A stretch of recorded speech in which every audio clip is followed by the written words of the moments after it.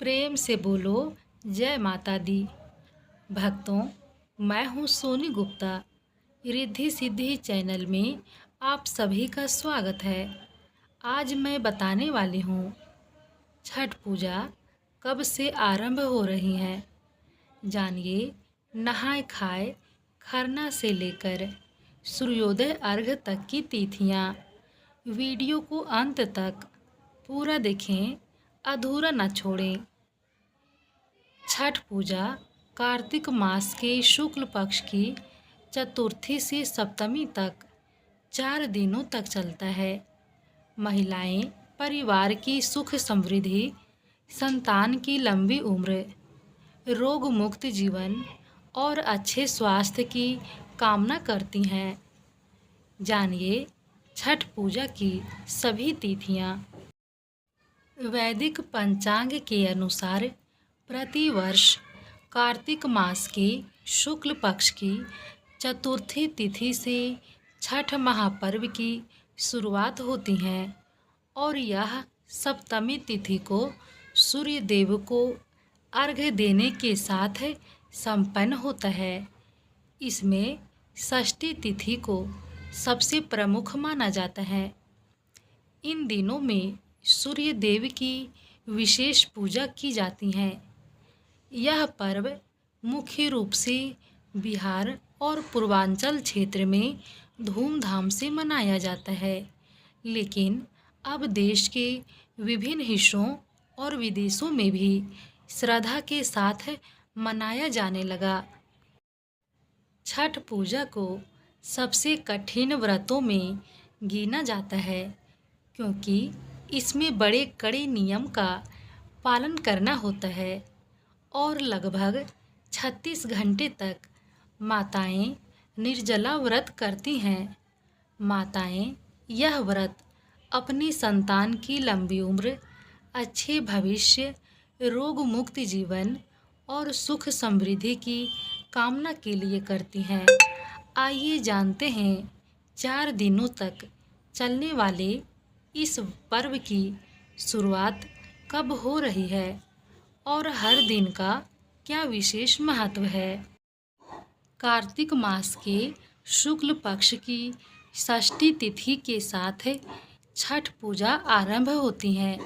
बता दें, षष्ठी तिथि 27 अक्टूबर को सुबह 6:04 पर शुरू होगी और 28 अक्टूबर को सुबह 7:59 पर समाप्त होगी। ऐसे में 27 अक्टूबर को संध्या काल का अर्घ्य और 28 अक्टूबर को सुबह का अर्घ्य दिया जाएगा।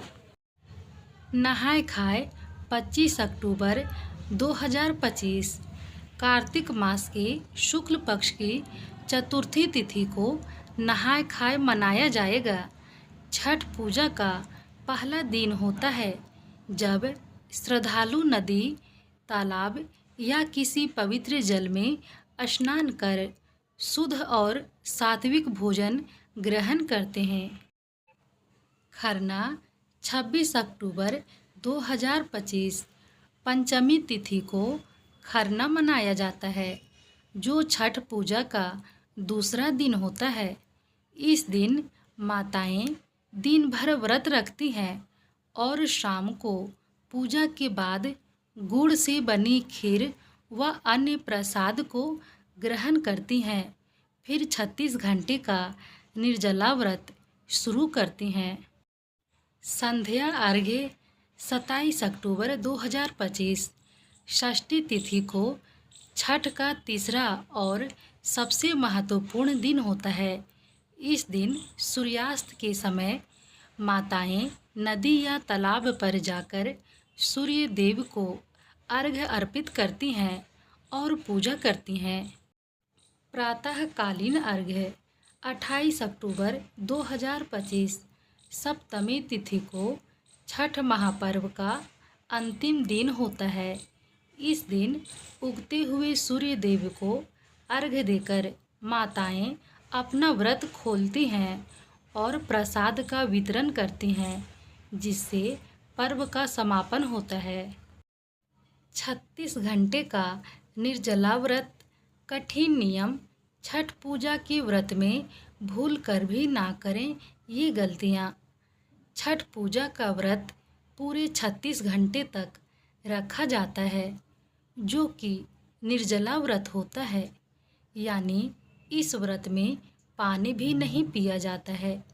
अगर आप इस साल पहली बार छठ पूजा का व्रत रखने वाले हैं तो आपको छठ पूजा के दौरान और छठ व्रत रखते हुए कुछ खास बातों का ध्यान रखना जरूरी होता है। 4 दिवसीय छठ महापर्व में महिलाएं पूरे 36 घंटे तक निर्जला व्रत रखकर पूजा अर्चना करती हैं। छठ पर्व कार्तिक मास के शुक्ल पक्ष के चतुर्थी तिथि से शुरू होता है। इसे हिंदू समाज में एक लोक आस्था का महापर्व माना जाता है, जो 4 दिनों की कठोर तपस्या से भरा होता है।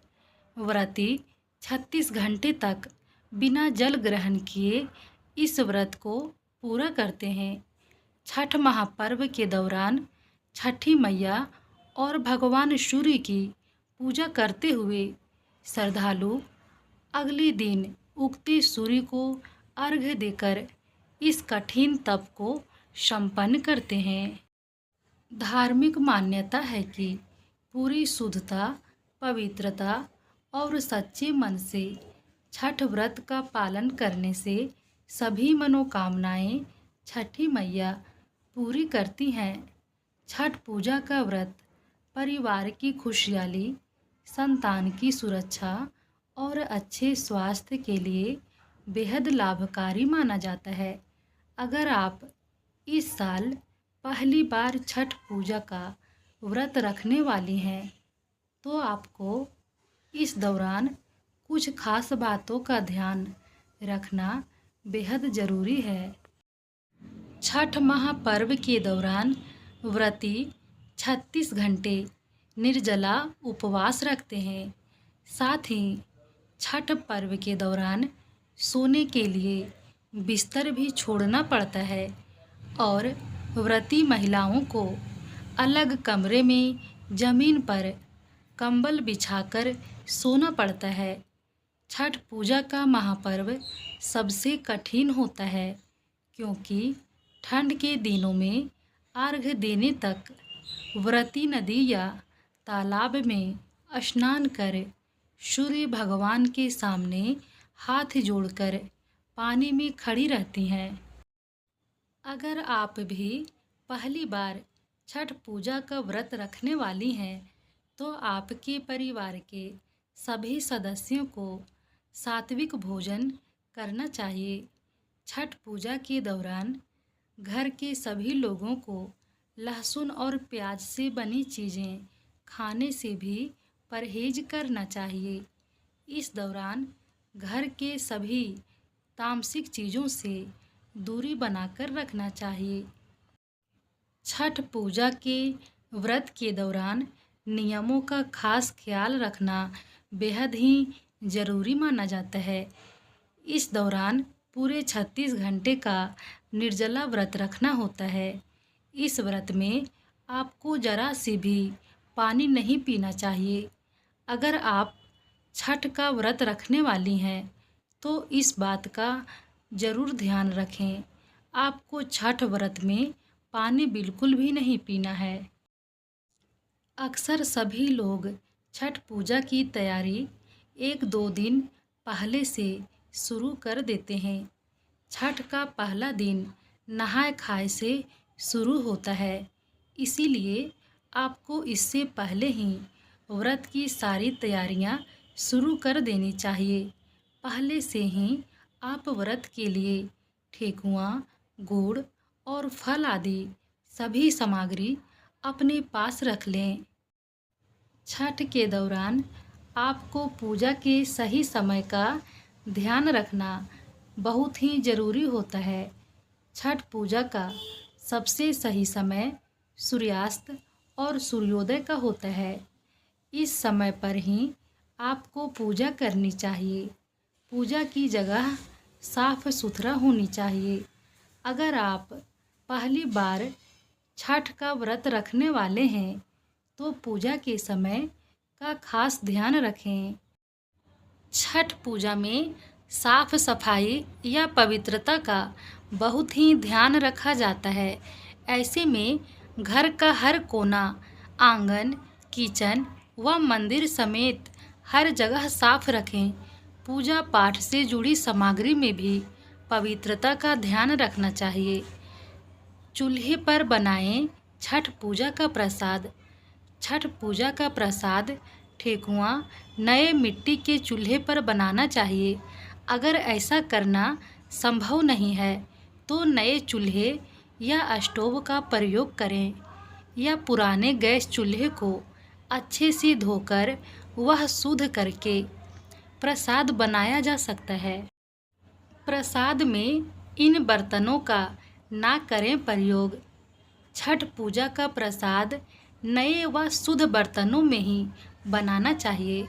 प्रसाद उन बर्तनों में नहीं बनाना चाहिए जिसमें तामसिक वस्तुएं पकाई या खाई गई हो। छठ पूजा में पीतल का बर्तन प्रयोग करना अत्यंत शुभ माना जाता है। इसमें कांच के बर्तन का इस्तेमाल नहीं करना चाहिए। छठ पूजा में इस्तेमाल होने वाली सामग्री जैसे फल, फूल आदि को रखने के लिए बांस से बने सूप या टोकरी का ही इस्तेमाल करना चाहिए। मान्यता है कि छठ का व्रत करने वाली महिलाओं को जमीन पर सोना चाहिए। छठ पर्व के दौरान तामसिक वस्तुओं से दूरी बनाकर रखनी चाहिए।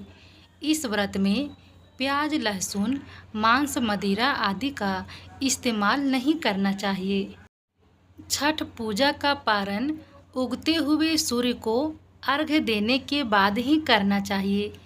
छठ का प्रसाद सभी लोगों में बांटने के बाद खुद प्रसाद ग्रहण करके व्रत खोलना चाहिए। व्रत के दौरान छठ मैया का ज़्यादा से ज़्यादा ध्यान करना चाहिए।